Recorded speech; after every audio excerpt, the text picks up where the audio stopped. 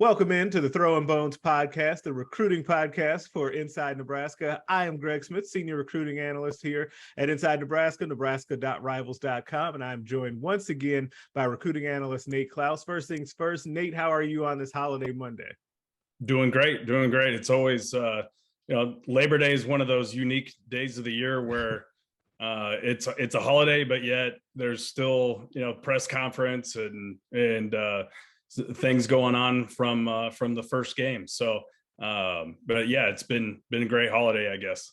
Yeah, it's always, you're right. It is always a unique and interesting day because you never quite know how the work day is actually going to go because we still have a work day because there's always a game that has just happened. And generally speaking, it's the first game of the year at that, right? You don't always Yep. play these week zeros. And so generally it's a really busy time. And so today was really no exception. So we'll dive right in here. So Nebraska over the weekend picked up a victory over North Dakota. It was a little touch and go there in the first half, but we won't get into that as much. They did end up pulling out the victory, and it was the first time since last October. Was it 335 days, if I'm remembering correctly, since they had a win? So I want to start here is what does it do for Nebraska for recruits to be able to be on hand to see a victory in Memorial Stadium? Yeah, I mean, it's big. It hadn't happened for a while. For everyone that's involved with the program, especially recruiting wise. I mean, getting a win on game day when you have recruits in town, that's always probably the most important thing. It's not always the most necessary thing because there's a lot of other factors that can impress recruits. And I think for the most part, athletes understand that you're not going to win every single contest, but in this specific situation, especially coming off of the week zero game and everything, and a lot of the buzz and expectations that were built up around the team in the off season. This is big to get that win for these guys who are in town, and even for recruits that were paying attention to the score that may not have been there. It was a big deal. So I think it takes a lot of pressure off, and it also shows. I think if someone who is interested in Nebraska maybe didn't necessarily watch the game, but they see the box score, they see the score at the end of the day, they go, okay, yeah, like Nebraska, they put in work, they did their job. So I think in that respect, it was a good deal for everybody. Yeah, absolutely. And I think that point is so key though about the play, even the prospects that were not there and that just scoreboard watch. Cause you and I know that a lot of times what happens is guys, the perception, they just want to see that quick snapshot. And that's what they build that perception off of. And that works to both the benefit and the detriment to a program, right? To where in a situation like this, it's okay, they took care of business, they won by a comfortable enough margin. And they did what they were supposed to do. And the coaching staff can say, hey, we fought through adversity and we did what we were supposed to do. That's our culture, right? That's what came through and shown through. You heard that actually today on Monday, and I heard that from a couple of recruits actually. And so that ends up being a real benefit. But I do think because of Nebraska's kind of unique situation with the coaching staff situation, that any win that you can put in front of recruits is a big positive, right? And another huge positive for the weekend was just the atmosphere at Memorial Stadium. Like I feel like we still, and maybe I shouldn't say we, I should just say me, I guess kind of end up taking for granted the consistency of the atmosphere at Memorial Stadium. It was a gorgeous day on Saturday. Weather couldn't have been better. The fans really came out and basically full force and cheered the Huskers on, even after that season opening loss at Northwestern. And the guy that actually really mentioned that to me this weekend and I spoke with, and it kind of took me aback, was actually Omaha West Side 2024 athlete Caleb Benning. I asked him like point blank, what was the thing that stood out the most to you about the weekend? And he went directly to the fan support and how they stuck with the team after that loss against Northwestern. And he said that you wouldn't have known if that was a game against North Dakota or against Michigan, that it was basically the same. And I think recruits really do take notice of those things, especially if a kid that's been around as much Husker football as Caleb has in his life says that, that the other kids are blown away by it. Yeah, I mean, if someone like Caleb Benning is pulling that away as like a big takeaway from the game, that's a big deal because he's been around it, he's lived in it Right. forever, since he could probably remember. So that's huge, and I think you're right.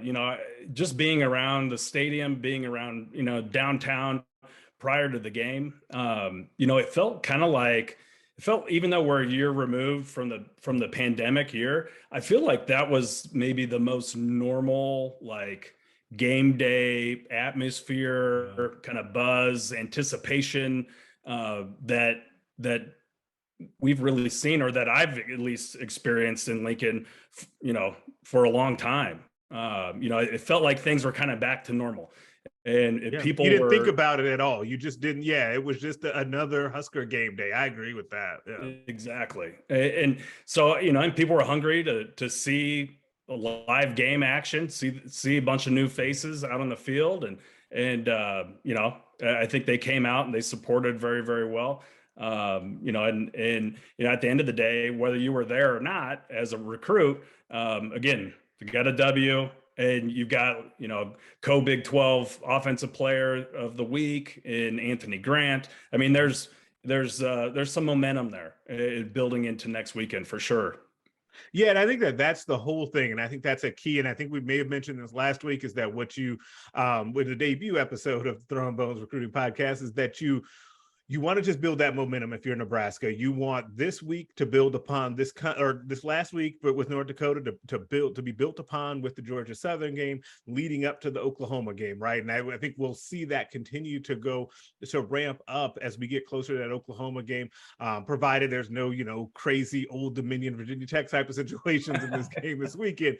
Then you never know in college football anymore, man. So like, provided you don't see that, they should be good to go to have a really big stage for that OU game.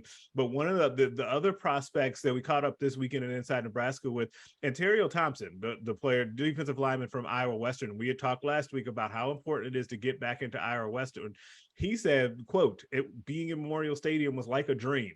And it's just such a big deal to continue to get those guys over here, especially considering, like you mentioned on the podcast last week, it's so difficult for those junior college guys to get in. Nebraska lucked into getting that bye situation with Iowa Western this week. They got him in, and he was blown away as well.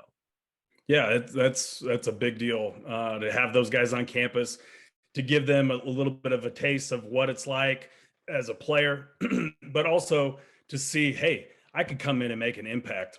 Mm-hmm. I could see myself being out on the field, making plays, and especially in front of that type of crowd in that atmosphere. That's huge, and that's something that, as a junior college recruit, you go back to Iowa Western and you start preparing for whoever you're going to be playing this upcoming week. That's in the back of your mind, like, dang, okay, yeah, I'm looking at, and I haven't looked at Iowa Western's schedule, but let's just say I know they played Dodge City in the first week. You're looking at Garden City or whoever you're playing It's that coming Garden week, and City you're this thinking to week, yourself, actually. man, Yeah. like I can't wait until I'm on the big stage, playing in a place like Nebraska. So just having that taste and kind of like stoking that fire a little bit, like, okay, this was an unofficial visit. I wonder what an official visit would be like, and where I really get to see everything, not just kind of like the quick, come to the Hawk Center, do the quick pregame deal, Right. meet and greet with some of the coaches, and then go out in the field and see warmups, then hit the stands, and it basically being over with. Like, I think you spark that curiosity with guys like Ontario Thompson, and all of a sudden now they're thinking about it, they're wanting to get back, and they're wanting to learn more and see more. Yeah, absolutely. And I think that it's really interesting to me, and something I've talked to guys with before over the years. I did not this weekend, and I should have, is that the impact of being able to do those unofficial visits and that carryover effect when you go back to whether it's your junior college or your high school, of you've kind of got a buzz about yourself. We're like, okay, that helps to refocus your training. And guys have mentioned that to me before, is that I come off of these visits sometimes and I go back home and I'm like, man, I really do want to do those 5 a.m. workouts workouts, or I'm going to do those extra things in the classroom or whatever to make sure that I can get to that stage, because you do get a little bit of that taste of what it could be like. And that's even on an unofficial, like you mentioned. Once you do an official visit, you really think, oh, wow, I really see what this is like. And they rolled the red carpet out for me, and I definitely don't want to let this opportunity pass by. So that it can be kind of, those visits can really be motivational for kids as they go back to their respective schools and continue working towards whichever school they're going to end up choosing for their next steps. And one of the guys too that was on campus that I want to make sure that we mention, and it sometimes feels weird when we go, oh, well, we've got this future guy, like we've got a 2025 kid, which is really not that far away, which is weird. And Christian Jones, right? The linebacker that recently transferred to Omaha West Side. And he's been a kid that Nebraska has really been on since really his freshman year, right? He's been coming up for unofficial visits since last year. He's a sophomore this year, transferred to West Side from Burke, along with Lamonji and those guys, teammates, obviously, with Caleb Benning, who we mentioned before. And those guys got to be on the unofficial visit together. And Christian is a guy that just continues to be really excited about Nebraska. And I think Nebraska has done a really exceptional job of getting in with him early as a kid.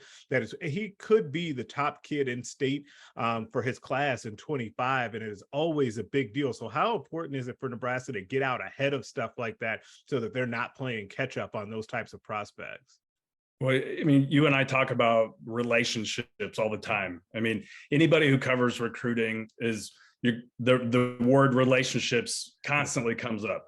And so to have that relationship with a young prospect like Christian Jones, who's been on campus now a handful of times, who's been singled out, like early on, been identified early on as, a main target, is a big deal, for him as a sophomore to be, out and amongst the other offered players, the other commits, and being around establishing those relationships, not just with the coaching staff, but also with guys that are currently on the team or guys that are going through the recruiting process that he may be looking up to, that are currently committed to Nebraska. I mean, that's huge. And so I think that gives you, a kind of a great head start, kind of a leg up on all the other teams out there that are eventually going to really start to try to do the same thing, to get him on campus early and often. But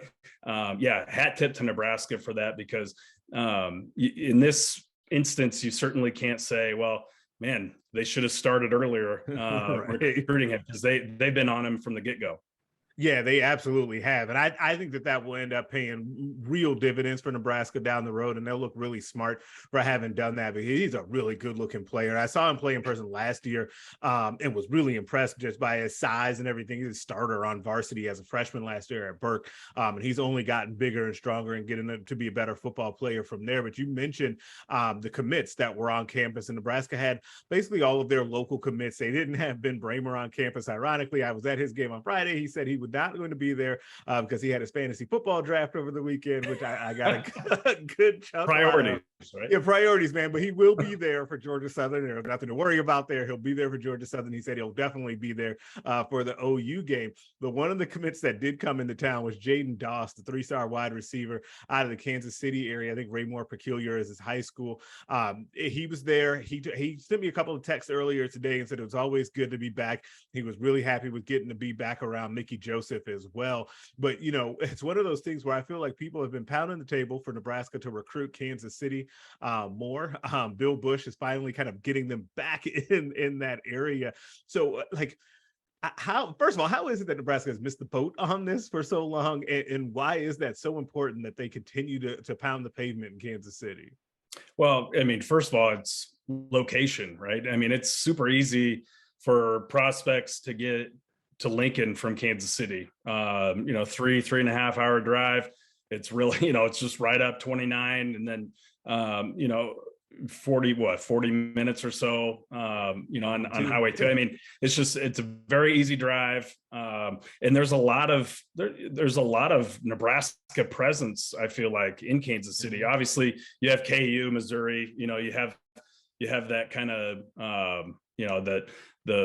rivalry, the border rivalry going on there, but there's a lot of Nebraska fans still in Kansas City too. And so, I think that just establishing that presence there for whatever reason, whether it's been, lack of offers or maybe just early presence with some of the prospects in the area.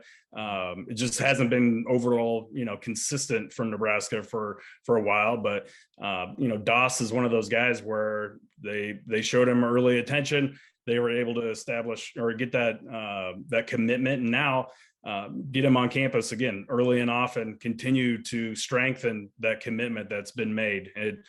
You mentioned his relationship with Mickey Joseph. I mean, that's key. And for him to be able to see, Nebraska distribute the ball and do, do different things in the pass game, big deal. Plus, for him to see an opportunity in the special teams phase of the game too, as a potential return guy, that's extremely intriguing for a guy like Doss. Yeah, it absolutely is. And I really like him as a player. I think that he's a guy who, because Amarian Miller is in the class who we talked about last week, I think that you kind of forget Doss. And then you also have Malachi Coleman out there. And so it ends up being a situation, and Barry Jackson is in the class. It's tough sometimes because wide receiver is such a glamour position right now in the sport, but also at Nebraska, which is kind of weird to say, but it is because of Mickey Joseph. And you just always feel like he's going to have good players that are lining up to come play for him. And so he kind of gets lost in the shuffle, but he's having a really nice start to his football season this year as a senior down there. So I'm curious to see where he goes kind of with the rest of his senior season. But it's definitely good, like you said, to get him on campus early and often, because he can essentially come just as often as a guy like Ben Bramer, who's a couple hours away. It's essentially the same distance, maybe 45 minutes more for Doss to come up. So that definitely makes a huge difference to get those guys on campus. And Nebraska will have another big visit weekend this coming weekend, and we'll be back later in the week to kind of preview that as well. That's going to do it for us this time on the Throwing Bones Recruiting Podcast here at Inside Nebraska. Make sure you're liking the video, subscribe to the YouTube channel, tell a friend. Also, pop over to the nebraska.rivals.com. Make sure you're checking out the website as well, all the great football and volleyball content and recruiting coverage that we have over there. And we will catch you guys next time.